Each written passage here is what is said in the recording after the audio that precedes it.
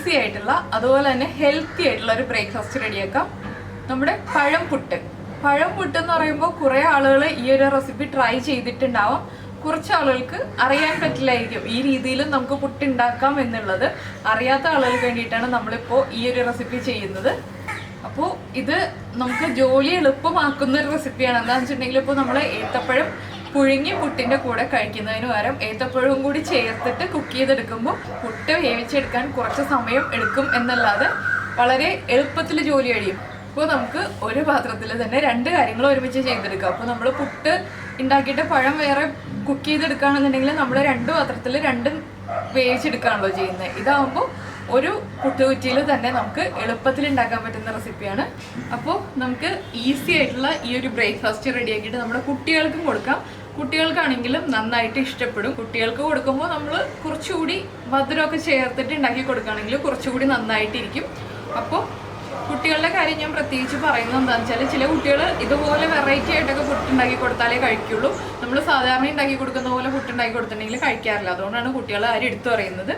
അപ്പോൾ കുട്ടികളുള്ള എല്ലാ അമ്മമാർക്കും അറിയാൻ പറ്റും കുട്ടികളുടെ ടേസ്റ്റ് എന്താണ്, അവർക്ക് എന്താണ് ഇഷ്ടം, അവർക്ക് താല്പര്യമില്ലാത്തത് ഏതാണെന്നൊക്കെ ഞാനിത് പ്രത്യേകിച്ച് പറഞ്ഞു തരേണ്ട ആവശ്യമില്ല. അപ്പോൾ നമുക്ക് നമ്മുടെ ഈസിയും ഹെൽത്തിയും ആയിട്ടുള്ള ഈ ബ്രേക്ക്ഫാസ്റ്റ് റെസിപ്പിയായ പഴം പുട്ട് എങ്ങനെയാണ് ഉണ്ടാക്കുന്നതെന്ന് നോക്കാം.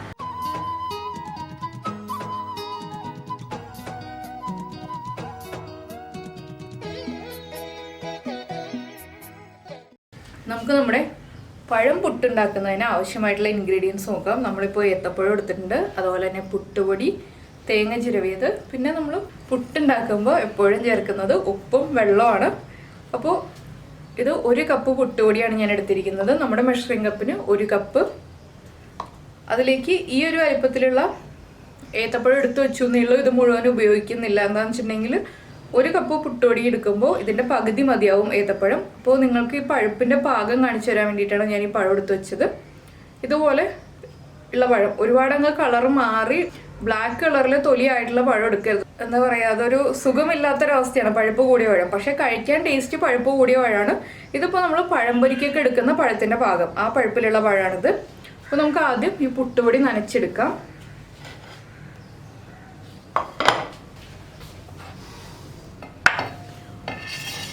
പുട്ടുപൊടിയും നനച്ചെടുക്കാനായിട്ട് ഞാൻ കുറച്ച് വലിയൊരു പാത്രം എടുത്തിട്ടുണ്ട്. അതെന്ന് വെച്ചാൽ ചെറിയ പാത്രത്തിൽ ഇട്ടിട്ട് പുട്ടുപൊടി നനച്ചെടുക്കാൻ ബുദ്ധിമുട്ടായിരിക്കും. ഇതിലേക്ക് നിങ്ങൾ ഉപ്പ് ഇപ്പോൾ ചേർക്കുന്നുണ്ടെങ്കിൽ ഈ പൊടിയിലേക്ക് ചേർക്കാം. ഇല്ല വെള്ളത്തിൽ ഉപ്പ് ചേർത്ത് മിക്സ് ചെയ്യുന്ന ആളുകളാണെങ്കിൽ വെള്ളത്തിൽ ചേർക്കാം. ഞാൻ ഇങ്ങനെയാണ് പുട്ടിൽ ഉപ്പ് ചേർക്കുന്നത്. അതുപോലെ തന്നെ പഴത്തിൻ്റെ കൂടെ നമുക്ക് 1 ടേബിൾ സ്പൂൺ പഞ്ചസാരയും കൂടി മിക്സ് ചെയ്തതിന് ശേഷം ഈ പഴംപുട്ട് ഉണ്ടാക്കാം. അത് ഡയബറ്റിക് ആയിട്ടുള്ള ആളുകൾക്ക് അത്ര നല്ലതല്ല പഞ്ചസാര ചേർക്കുന്നത്. അതുകൊണ്ട് ഞാൻ പഞ്ചസാര ചേർക്കുന്നില്ല. നമ്മൾ നോർമലായിട്ട് പുട്ടുണ്ടാക്കുന്ന പോലെ തന്നെ ഉണ്ടാക്കുന്നേ ഉള്ളൂ. കുട്ടികൾക്കൊക്കെ കൊടുക്കാനാണെങ്കിൽ 1 ടേബിൾ സ്പൂൺ പഞ്ചസാരയും കൂടി ചേർത്ത് മിക്സ് ചെയ്തിട്ട് നമുക്ക് പഴം ഫില്ല് ചെയ്ത് കൊടുക്കാം. പിന്നെ ഇത് സാധാരണ നമ്മൾ കറി ചേർത്ത് കഴിക്കുന്ന പുട്ടിൽ ചേർക്കുന്ന അത്രയും തേങ്ങ ആവശ്യമില്ല, കുറച്ച് തേങ്ങ മതി. ഉപ്പ് നന്നായിട്ട് മിക്സ് ചെയ്തിട്ടുണ്ട്. ഇതിലേക്ക് നമുക്ക് കുറച്ചായിട്ട് വെള്ളം തളിച്ച് മിക്സ് ചെയ്തെടുക്കാം.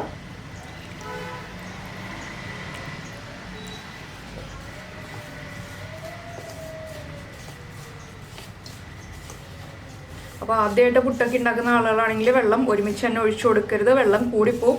പിന്നെ നമ്മൾ വീണ്ടും പുട്ടുപൊടി ചേർക്കണം. അതിനുശേഷം പുട്ടുപൊടി കൂടിപ്പോയിട്ടുണ്ടെങ്കിൽ വീണ്ടും വെള്ളം ചേർക്കണം.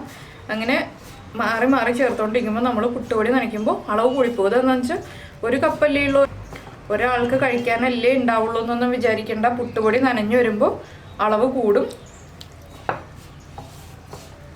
ഇതുപോലെ തന്നെ നമുക്ക് ഗോതമ്പൂട്ടിലാണെങ്കിലും ഏത്തപ്പഴം ചേർത്തിട്ട് പുട്ടുണ്ടാക്കാം. അപ്പോൾ ഗോതമ്പൂട്ട് കഴിക്കുന്ന ആളുകളാണെങ്കിൽ പുട്ടിന് കറി ഉണ്ടാക്കാൻ സമയമില്ല എന്നൊക്കെ ഉണ്ടെങ്കിൽ ഒരു ഏത്തപ്പഴത്തിൻ്റെ പകുതി മുറിച്ച് ചേർത്തിട്ടുണ്ടെങ്കിൽ ഗോതമ്പൂട്ടാണെങ്കിലും ഇതുപോലെ തന്നെ കഴിക്കാം.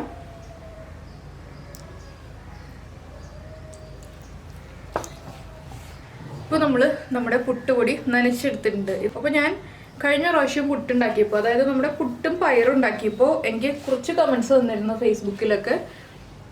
പുട്ടിൽ ചേർത്ത വെള്ളത്തിൻ്റെ അളവ് കുറഞ്ഞില്ല എന്ന് പറഞ്ഞിട്ട്. അപ്പോൾ ഞാൻ അന്ന് വെള്ളത്തിൻ്റെ അളവ് നോക്കിയില്ല. എന്താണെന്ന് വെച്ചാൽ നമ്മളെപ്പോഴും പുട്ടിൽ വെള്ളം ചേർക്കുമ്പോൾ വെള്ളത്തിൻ്റെ അളവ് നോക്കാറില്ല. അപ്പോൾ ഇന്നിപ്പോൾ ഞാൻ വെള്ളത്തിൻ്റെ അളവ് പറയാം. ഈ കപ്പിന് 1 കപ്പ് പൊടി എടുത്തപ്പോൾ 1/2 കപ്പ് വെള്ളം ചേർത്തിട്ടാണ് ഞാൻ ഈ പുട്ടുപൊടി നനച്ചെടുത്തിരിക്കുന്നത്. അപ്പോൾ 1/2 കപ്പ് എന്ന് പറയുമ്പോൾ നിങ്ങൾ ഒരുമിച്ച് തന്നെ 1/2 കപ്പ് വെള്ളം ഒഴിക്കരുത്, കുറച്ചായിട്ട് ഒഴിക്കുക. എന്താണെന്ന് വെച്ചിട്ടുണ്ടെങ്കിൽ എൻ്റെ ഈ പുട്ടുപൊടി നന്നായിട്ട് വറുത്ത് വെച്ചിരിക്കുന്ന പുട്ടുപൊടിയാണ്. അപ്പോൾ നമ്മൾ കടകളിൽ നിന്ന് വാങ്ങിക്കുന്ന പുട്ടുപൊടിയാണെങ്കിൽ ഇത്രയും വറുത്തിട്ടുണ്ടാവില്ല. ഇത് 1 മാസം 1.5 മാസം വരെയൊക്കെ മോശമായി പോവാതിരിക്കാൻ വേണ്ടിയിട്ട് നന്നായിട്ട് വറുത്തെടുക്കുന്നതാണ്. അപ്പോൾ ചെറുതായിട്ട് ലൈറ്റായിട്ട് പുട്ടിൻ്റെ പാകത്തിൽ വറുത്തെടുത്ത പുട്ടുപൊടിയാണെന്നുണ്ടെങ്കിൽ ഇത്രയും വെള്ളം വേണ്ട. നന്നായിട്ട് വറുത്തെടുത്ത പുട്ടുപൊടിയാണെങ്കിൽ ഇത്രയും വെള്ളം ചേർക്കേണ്ട ആവശ്യമുള്ളൂ. അപ്പോൾ കുറച്ച് ഇടുക. ആദ്യം ഒരു 1/4 കപ്പ് വെള്ളം ഒഴിച്ച് മിക്സ് ചെയ്യുക. അതിനുശേഷം കുറച്ച് വെള്ളം തളിച്ചു കൊടുത്തിട്ട് മിക്സ് ചെയ്യുകയാണെങ്കിൽ നിങ്ങൾക്ക് പുട്ടിൻ്റെ പൊടി നനയ്ക്കുന്ന വെള്ളത്തിൻ്റെ കറക്റ്റ് അളവ് അറിയാൻ പറ്റും. അതുപോലെ തന്നെ നമ്മൾ പുട്ടുപൊടി നനഞ്ഞോ എന്ന് ചെക്ക് ചെയ്യുന്നത് ഞാൻ ഇതിന് മുന്നേയുള്ള വീഡിയോകളിലൊക്കെ പറഞ്ഞിട്ടുണ്ടെങ്കിലും ഇപ്പോൾ ഈ വീഡിയോ ആണ് നിങ്ങൾ ആദ്യമായിട്ട് കാണുന്നതെങ്കിൽ അത് ഞാൻ കാണിച്ചു തരാം. നമ്മൾ ഇതുപോലെ പുട്ടുപൊടി എടുത്തിട്ട് പിടിക്കുമ്പോൾ ഇതുപോലെ ആയി വരണം. ആ പിടി കറക്റ്റായിട്ട് കിട്ടണം. ഇതുപോലെ ആയി വന്നാലേ പുട്ടുപൊടിയുടെ നനവ് കറക്റ്റ് ആവുള്ളൂ. ഇനിയിപ്പോൾ ഇതിലേക്ക് ഞാൻ തേങ്ങ ചേർക്കാൻ പോവാണ്.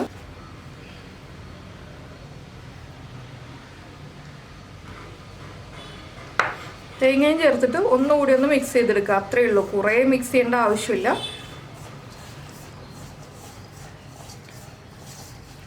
അപ്പോൾ നമ്മുടെ പുട്ടുപൊടി റെഡി ആയി കഴിഞ്ഞു. ഞാനിപ്പോൾ കുറച്ച് തേങ്ങ മാറ്റി വെച്ചിട്ടുണ്ട്. അത് നമുക്ക് പുട്ടുകുറ്റിയിൽ ഇട്ട് കൊടുക്കാൻ വേണ്ടിയിട്ടാണ്. ഇനി നമ്മുടെ പഴം കട്ട് ചെയ്തെടുക്കാം. അപ്പോൾ നമുക്ക് പഴം കട്ട് ചെയ്തെടുക്കാം. അപ്പോൾ ഞാൻ പഴത്തിൻ്റെ തൊലി കംപ്ലീറ്റ് മാറ്റുന്നില്ല. എന്താണെന്ന് വെച്ചിട്ടുണ്ടെങ്കിൽ ഞാനിപ്പോൾ ഇത് കയ്യിൽ പിടിച്ചിട്ടാണ് കട്ട് ചെയ്യുന്നത്. നിങ്ങൾ ചോപ്പിംഗ് ബോർഡിൽ വെച്ചിട്ടാണ് കട്ട് ചെയ്യുന്നതെങ്കിൽ പഴത്തിൻ്റെ തൊലി കംപ്ലീറ്റ് മാറ്റിയിട്ട് കട്ട് ചെയ്യുക. ഈ നാരുകളെല്ലാം മാറ്റുക. ഇതുപോലെ ഒരു ചെറിയ പീസ് തൊലി ഇവിടെ ഉണ്ട്. എൻ്റെ വിരൽ മുറിയാതിരിക്കാൻ വേണ്ടിയിട്ടാണ് ഞാൻ ഇതുപോലെ വെച്ചിരിക്കുന്നത്. ഇനിയിപ്പോൾ പഴം നമ്മൾ നീളത്തിലൊന്ന് ഇങ്ങനെ കട്ട് ചെയ്തു.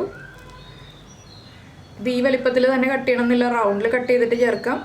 ഇനിയിപ്പോൾ വീണ്ടും ഒന്നുകൂടി നീളത്തിൽ കട്ട് ചെയ്യാണ്. ചെറിയ പീസുകളായിട്ട് വേണമെന്നുണ്ടെങ്കിൽ നമുക്ക് ചെറിയ പീസുകളായിട്ട് കട്ട് ചെയ്യാം. ഇനിയിപ്പോൾ ഞാൻ ഇതുപോലെ ചെറിയ പീസുകളാക്കി കട്ട് ചെയ്യാണ്. ഇത് നിങ്ങൾക്ക് വീണ്ടും പഴം ചെറുതാക്കണമെന്നുണ്ടെങ്കിൽ ചെറുതാക്കാം കേട്ടോ. ഏകദേശം ഈ ഒരു വലിപ്പത്തിലാണ് ഞാൻ പഴം കട്ട് ചെയ്തെടുക്കുന്നത്. അപ്പോൾ ഇത് ചോപ്പിംഗ് ബോർഡിലല്ലാന്നുണ്ടെങ്കിൽ നമ്മൾ ഇതുപോലെ പിടിച്ചിട്ട് ഇങ്ങനെ കട്ട് ചെയ്യുകയാണെങ്കിൽ ഈ പഴത്തിൻ്റെ തൊലി ഉള്ളതുകൊണ്ട് തന്നെ നമ്മുടെ കൈ മുറിയില്ല. അപ്പോൾ ഞാൻ ഈ പഴത്തിൻ്റെ പകുതി കട്ട് ചെയ്തെടുത്തിട്ടുണ്ട്. ഇത്രയേ എടുക്കുന്നുള്ളൂ. ഇനിയിപ്പോൾ നമുക്ക് കൂടുതൽ പഴം ചേർക്കണം എന്നുണ്ടെങ്കിൽ കൂടുതൽ പഴം ചേർക്കാം. അപ്പോൾ ഈ സമയത്താണ് ഞാൻ പറഞ്ഞത്, നിങ്ങളിതിലേക്ക് പഞ്ചസാര ചേർക്കുന്നുണ്ടെങ്കിൽ കുട്ടികൾക്ക് കൊടുക്കാനാണെങ്കിൽ 1 ടേബിൾ സ്പൂൺ പഞ്ചസാരയും കൂടി ഈ പഴത്തിൻ്റെ കൂടെ ചേർത്ത് മിക്സ് ചെയ്യാം. അപ്പോൾ കുട്ടികൾ പഴവും കഴിച്ചോളും, ആ മധുരവും കൂടി ആകുമ്പോൾ ഇഷ്ടപ്പെട്ടോളും. ഇല്ലെങ്കിൽ പഞ്ചസാര ചേർക്കുന്നില്ല എന്നുണ്ടെങ്കിൽ ഇതുപോലെ തന്നെ നമുക്ക് ഫില്ല് ചെയ്യാം. അപ്പോൾ ഞാനിപ്പോൾ പുട്ടുകുറ്റി എടുത്തിട്ടുണ്ട്. ഇതിലേക്ക് നമുക്ക് ആദ്യം നമ്മൾ സാധാരണ പുട്ട് ഫില്ല് ചെയ്യുന്ന പോലെ തന്നെ കുറച്ച് തേങ്ങ ഇട്ട് കൊടുക്കാം. എന്താണെന്ന് വെച്ചിട്ടുണ്ടെങ്കിൽ ഏറ്റവും അടിയിലും ഏറ്റവും മുകളിലും നമ്മൾ തേങ്ങയാണ് ഇടുന്നത്. ഇല്ലെങ്കിൽ ആവി വരാൻ ബുദ്ധിമുട്ടായിരിക്കും. ആദ്യം പഴം ഇട്ട് കൊടുത്തിട്ടുണ്ടെങ്കിൽ ആവി മുകളിലേക്ക് വരാൻ കുറേ സമയമെടുക്കും. ആദ്യം തേങ്ങ ഇടുകയാണെങ്കിൽ വേഗം തന്നെ ആവി മുകളിലേക്ക് വരും.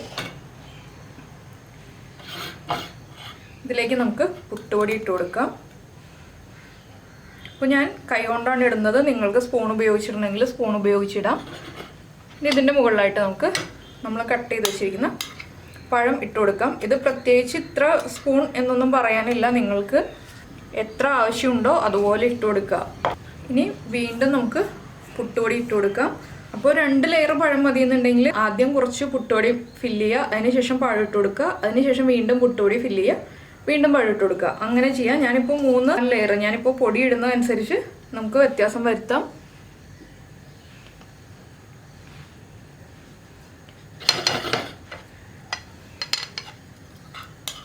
വീണ്ടും പഴം ഇട്ട് കൊടുക്കുകയാണ്.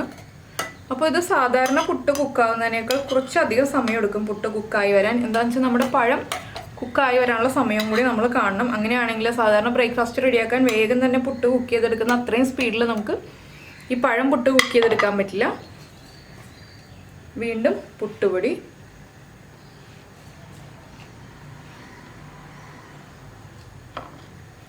ഞാനിപ്പോൾ 1 ലെയറും കൂടി പഴം ഇട്ട് കൊടുക്കുന്നുണ്ട്.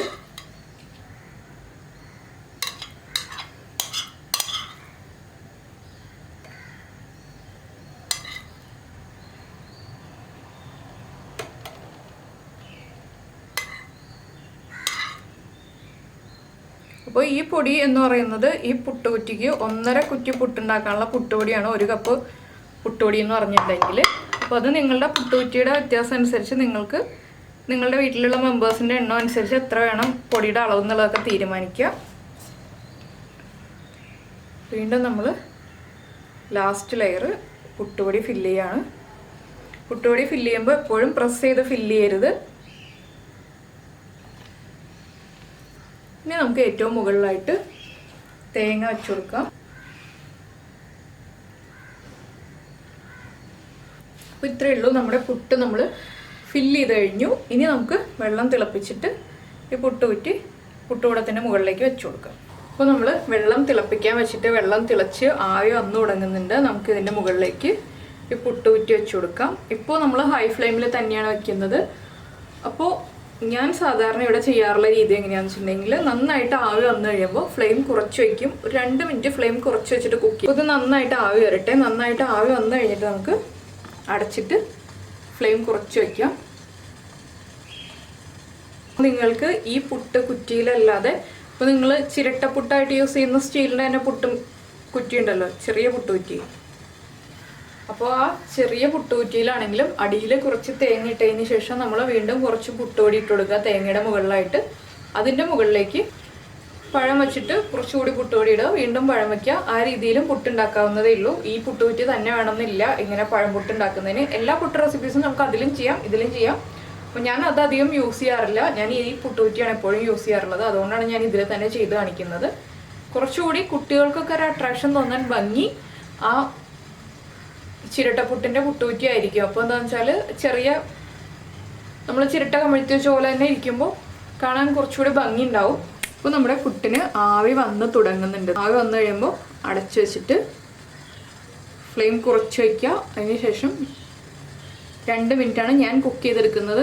അപ്പോൾ നമ്മുടെ പുട്ട് നന്നായിട്ട് കുക്കായി കഴിഞ്ഞു. ഞാനിപ്പോൾ ഫ്ലെയിം ഓഫ് ചെയ്യാൻ പോവാണ്. എന്താണെന്ന് വെച്ചാൽ ഈ പുട്ട് കുത്തി കഴിഞ്ഞിട്ട് വേണം അടുത്ത പുട്ട് വെക്കണമെങ്കിൽ. അതുകൊണ്ട് ഞാനിപ്പോൾ പുട്ട് കുത്തിയിട്ട് നിങ്ങളെ കാണിച്ചു തരാം. അപ്പോൾ ഞാനൊരു സ്റ്റീൽ പ്ലേറ്റിലേക്കാണ് പുട്ട് കുത്തുന്നത്. എന്താണെന്ന് വെച്ചാൽ ഈ സൈഡിൽ പൊങ്ങി നിൽക്കുന്ന പ്ലേറ്റുകളാണ് എൻ്റെ കയ്യിലുള്ളത്. അപ്പോൾ അത് പുട്ട് കുത്തിയിട്ടുണ്ടെങ്കിൽ പുട്ട് പൊടിഞ്ഞു പോകും. അതുകൊണ്ടാണ് ഞാനിപ്പോൾ സ്റ്റീൽ പ്ലേറ്റിലേക്ക് പുട്ട് കുത്താൻ പോകുന്നത്.